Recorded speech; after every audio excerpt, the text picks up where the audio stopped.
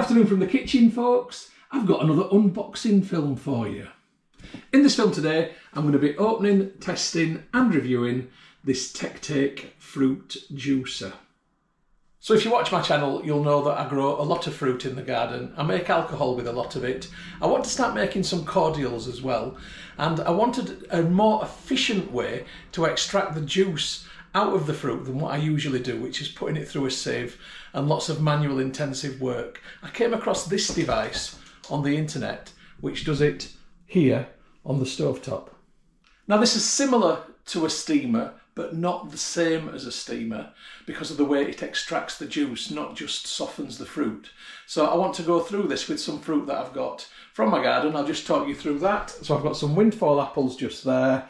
I've got some white currants. I've got gooseberries and black currants in both of these. So these are all picked from the garden or windfalls in the case of the apples. So I'm going to set the juicer up, get the fruit in and see what happens. So first things first, I'm going to open the box. I've never been in this before at all.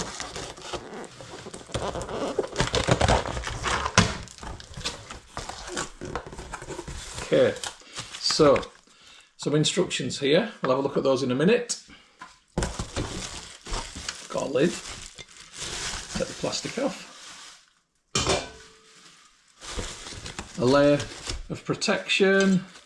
Something in here. Then I've got these metal pans. And they feel decent quality actually. So I think because of the size of this and how close it was to the camera, it's probably best to do it this way rather than on the countertop. So this is the first of the big pans that I've pulled out. It's got the Tectake sticker on it, so you can see the brand just there. I don't know anything about the brand other than that it's come from Germany, but it says on the sticker, made in China, typical. So I'm just going to peel that sticker off, and it hasn't come off completely cleanly. There we go, that's good enough.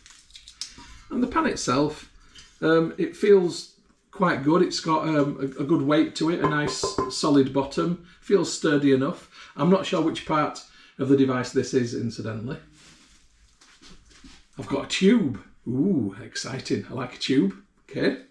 Incidentally, this tube feels like it might be made of silicone, but I'm not 100% sure. Right, and now we're getting very interesting because, oh, this is what's, oh no, it's not even the bottom. Okay, this is the next thing. So this is like a giant colander. Okay, so I'm guessing one sits in another, etc. All will be revealed. And finally, in the bottom of the box, the very last thing that's in the bottom of the box is yet another pan. So it's all exciting. Lots of pans, and that's going to mean lots of storage needed. And this pan, you can see through. Hello. So this has got a hole in the bottom.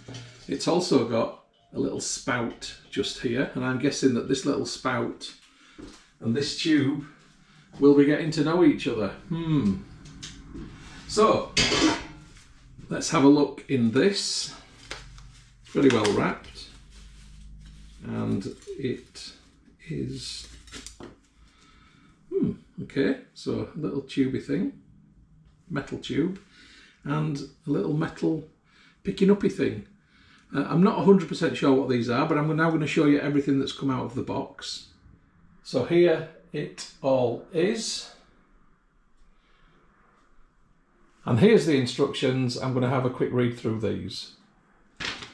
So here's the instructions. It doesn't tell me an awful lot. It literally is just that. Everything has a corresponding letter, A, B, C, D, E, F and G.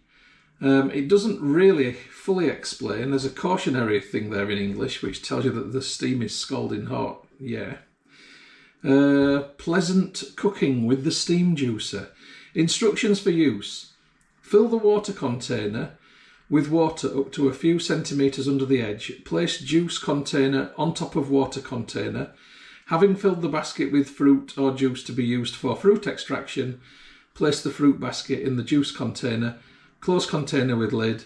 Use spring clip to close draw off tube. Right, okay, so I think I need to get this sort of going before I can really understand how it all works and what the intricacies of it are. And I'm not really quite sure how I would close it with this. Oh, right, yeah, so it pushes in. So if I wanted to close to demonstrate, if I go like that and put that there, it pinches it shut. So if I am extracting juice, then nothing else will come out. Okay, I don't think I'm going to need that because I'm going to put this so it's going into a bottle or something. I guess it's if you need to change the bottle over, then that would come in. So I think what I need to do is give everything a rinse under the tap. It's come straight out of the packaging and I want to use it, but I guess you should clean it first. It doesn't actually say that on here, I don't think, but I'm going to do it anyway. So in essence, these aren't much cop, but it does show you a diagram of the order in which to place the pans, and I'll show you that after I've washed them. So I'm literally just going to give them a rinse with some hot water. No detergent.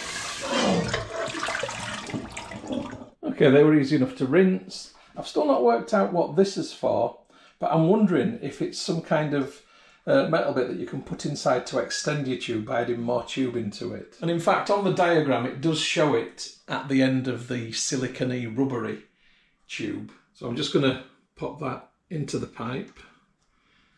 There you go. So the other end of this goes on here. Again, you've got a little bit of teasing to do with this. And I think it must be silicone for the heat proofness because the liquid that comes out is going to be hot. There we go. No comments. Right, I'm going to stack this on the ring as the diagram shows. So this goes in the bottom. And before I add anything else to it, I might as well put the water in because I am going to use it. So I'm going to do what it says and fill it to within 2 to 3 centimetres of the top. So there's my pan with exactly 4 litres of tap water in it. This now goes on top, and you can see it's got a little bit out of the pan there, which is for this spout, which is now protruding down there. I am going to connect it, I think, to one of my pipes up here. And then I think what I collect, I'll be able to collect into a demijohn without having to change the collection vessel over. So this is next. This is the fruit basket. And that goes on top. So you put your fruit in here. Now notice that that bit doesn't have holes in.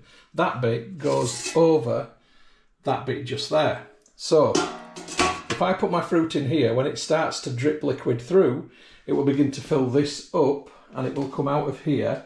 And the liquid that drips through shouldn't drip into the bottom of the pan where the water reservoir is because of that solid bit. That's the theory anyway. So I'm going to get my fruit in. I'll start with the white currants. These have been in the freezer, incidentally, so they should break down really easily. I'm not a huge fan of white currants on their own, but they're all right when you mix them with other things. They're a bit of a bulker. And the gooseberries and black currants have also been frozen. So again, they should break down nice and easily, and I'm a big fan of both gooseberries and black currants. And again. So it holds a good amount of fruit, this. I'm quite impressed with the capacity. I'll show you. So I'm not even halfway full. I've definitely got plenty of room for my apples, so I'm going to need to chop these up now. So the apples are in various condition. Some of them have had a bit of a bite from the resident population of jackdaws. Some of them have got bruises from falling.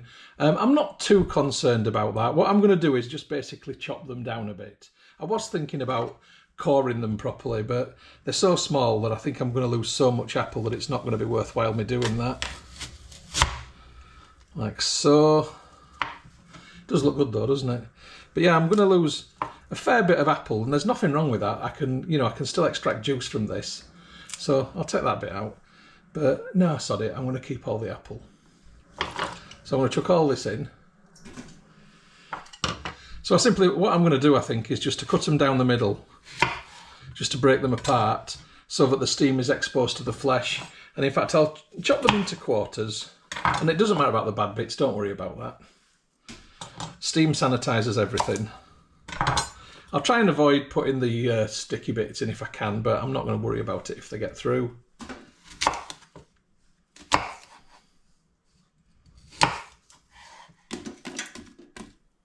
Right, I've got a bit of chopping to do. Once I've done it, I'll come back to you. Right, that's all of my apples in. So that's all of the fruit, my white currants, gooseberries, black currants, and apple. I've still got some room in the top though. I'm genuinely impressed with how much fruit this holds. But because I've got some room in the top, I might go and see if I can find a bit more. So I've got myself 5 nice big sticks of rhubarb to chop down and add into the mix.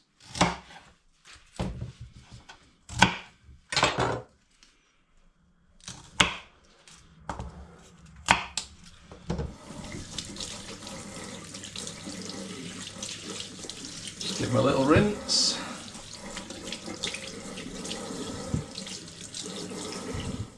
And I'm just going to chop these down into slightly smaller pieces. Well, considerably smaller pieces. And then I'm going to put those pieces on top of my apples. I'll come back to you when they're all in. All of my rhubarb is now in there, so I think it's time to get the lid on. There's still a bit of space. I could have squeezed a bit more in, but look, this is holding a lot of fruit. And I've got to say that I am quite impressed by that capacity. So here's the silicone pipe with the metal end. I'm going to stick it into one of my siphoning tubes. If you watch my films, you'll know that I'm a home brewer. So I do have a number of siphoning tubes, and this is my trusted old favourite. That's gone in nicely. So that's immediately lengthened the pipe that I've got. And because I'm a home brewer, I've got demijohns, or carboys to you Americans. This will go in there now. I'll clip it using that. So this is the setup. There's the fruit in there. That's the water reservoir at the bottom. That's the pipes going down. And just for hygiene, I'm just going to cover over the top with a muslin cloth so I don't get any flies or unwanted bugs in there. So now it's simply a case of putting the heat on.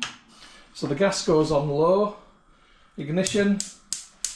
So I'm going to leave this on low. I don't like rushing things, and I've never used this before. So I'm waiting now for the steam to build up, the fruit to break down, the liquid to drip out, to come down here and into the demijohn. I don't mind admitting I'm quite excited about this. It's going to take several hours. In fact, it might take a lot longer than that, I don't know. And I'm pretty certain I'm probably going to have to refill that water reservoir at some point.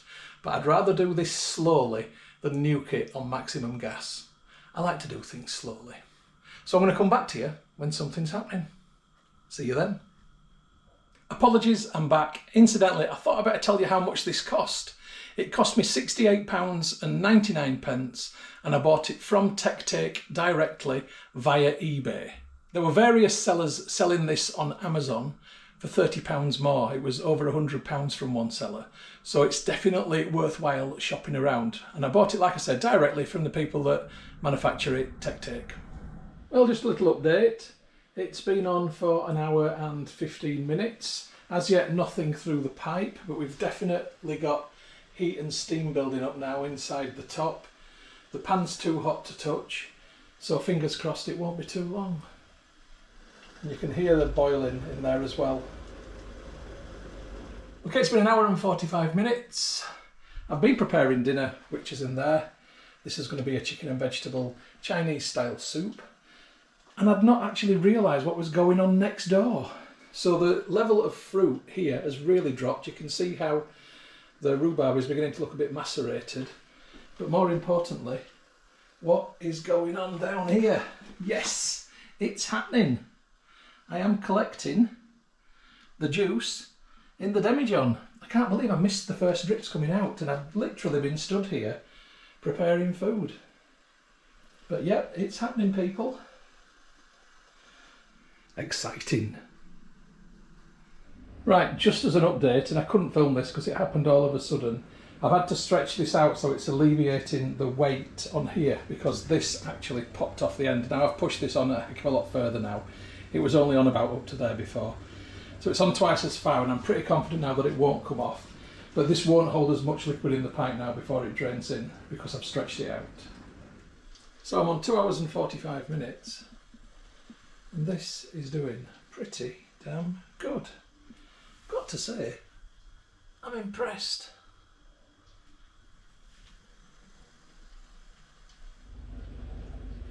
Now there is steam coming out of the top, and that is making me wonder whether I should check the water level, because some of the reviews online did say you've got to make sure it doesn't run dry.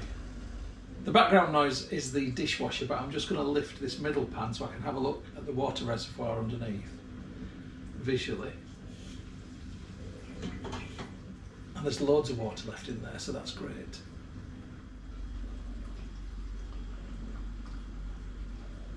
We're now on 3.5 hours, and there is a massive loss in terms of physical mass within the pan.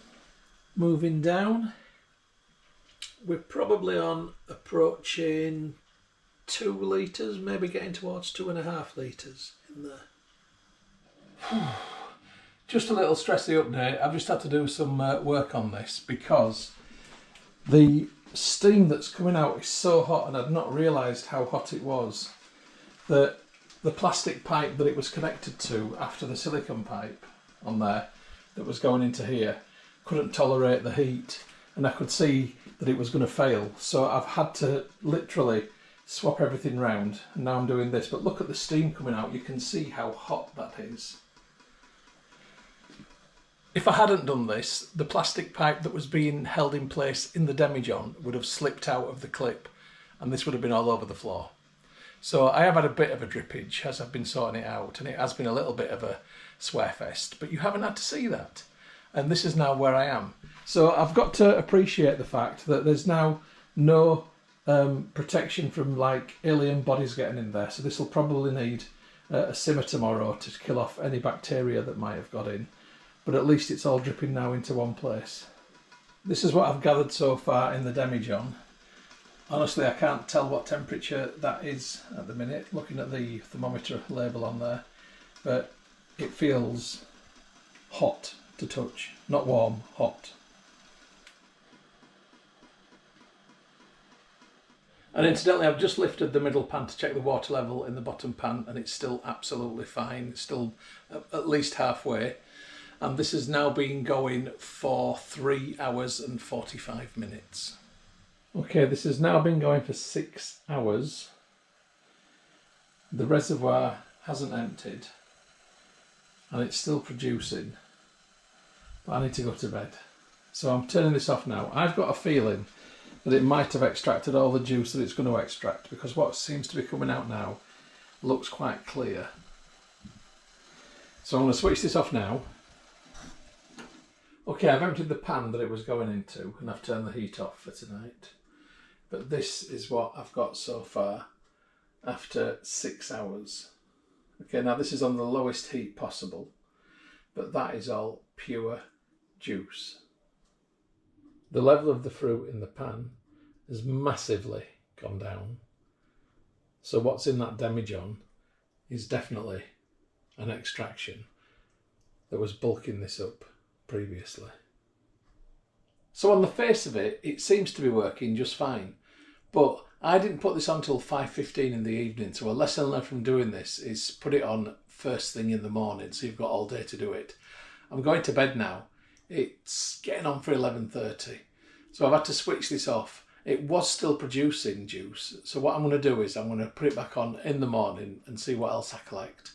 Look at the colour of it, check it out, make sure it's not just vapour that's coming through, and hopefully still some fruit juice. So I'll catch you tomorrow, and we'll finish the film then. See you later. Hey folks, it's pretty early the next morning, but I thought I'd get up and get on with this. So I'm going to show you what I've got. So let's just get the liquid in there so you can see how much the fruit has dropped down. There is still liquid in this, which I think I can extract hopefully. I'm going to extract the fruit basket for the time being. Feels quite light. Still heat in here too. So that is some of the juice, and you can see that when it gets to the level down there where the hole is, that's how it comes out. Now you might notice that I've changed the pipe again. So I've just done this. I found a new piece of food safe piping. So I've now added it on top of the other one. So this is now the right length to go directly into a demijohn. It's not too long. So I'm going to put my demijohn back down there in a minute. I'm now going to lift this one above, just to show you how much water's left.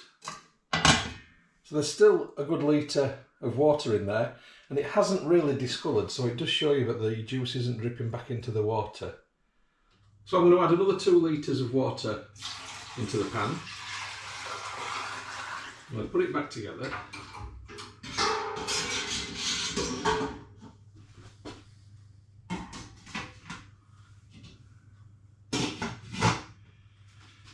So this time I've got the demijohn down there now.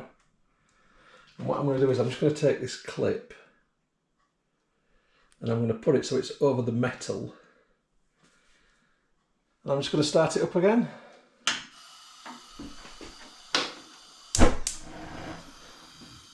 But on the low heat, like yesterday. So obviously this is a learning curve for me and this is trial and error, but I'm going to let it run now again for a couple of hours and see if I can extract some more juice. Essentially I'd like to try and get that demijohn as full as possible. But when what's coming through that pipe begins to seem like it's just water, then that's going to be the time to stop it. So I'll come back to you with an update, probably in a couple of hours' time. Catch you then. Well, it's been going 90 minutes and I am collecting more juice.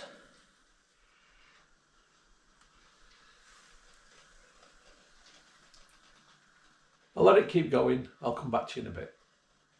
So it's been on for 2.5 hours now. That's how much water's left. I'm probably back down to another litre in there. The fruit level is right down there. And I've got over 4 litres of juice that's been extracted in there. So ring off. Done. I'm going to leave everything to cool down and then I'm going to come back to you. Right, it's mostly cooled down, so it's been several hours. I've just left it, essentially. So I'm going to start to take it apart. So lid off. So that's the fruit basket. I'm just going to put that on a plate because I am going to mash that through a sieve. Let me just show you. So that's what I've got. Remember that was so full before. That'll mash through a sieve easily. All the nice fleshy stuff that I mix with sugar and it'll make jam. So this is the innards. And there's no... Well, there's a tiny bit of juice there, so I'm just going to pour that down. That'll go through the pipe. That'll do. So we get the cloth off the demijohn. So I've basically got over 4 litres of fruit there. The demijohn holds 4.54 litres, 1 gallon. I'm going to pop that in the sink. And that's the water that's left in the bottom of the pan. I'm impressed. This is a seriously good bit of kit. And look at all that. So essentially what I'm going to do with this is make some wine with it. Now I'm going to have to take a couple more steps before I can do that. I need to pasteurise it, just in case there's any contaminants got in there. That's going to go in a separate film, and I'm going to call that film Making a Summer Mixed Fruit Cider. If you want to find that one, that'll be coming out very shortly after the film that you're watching comes out. So my verdict on the Tectake Fruit Press is that it's very good. A steam fruit press, it works highly effectively and I'm very pleased with what I've got out of it. Would I recommend it? I definitely would. Now I've paid $68.99 for this off eBay and I think that was a good fair price, but when I've gone back on eBay and looked since, it's actually £30 dearer from the same seller. Now I can't work out why that is, but that does put it in alignment with what it's going for on Amazon. I initially did look on Amazon and it was £100 or just over £100 from most retailers. And the reason I bought it from eBay was that it was that much cheaper. So if you are going to buy this, I would suggest that you just look around and maybe wait a little bit. Don't immediately buy the first one that you see, because you might see something that's going to be a bit cheaper and save you some money in future.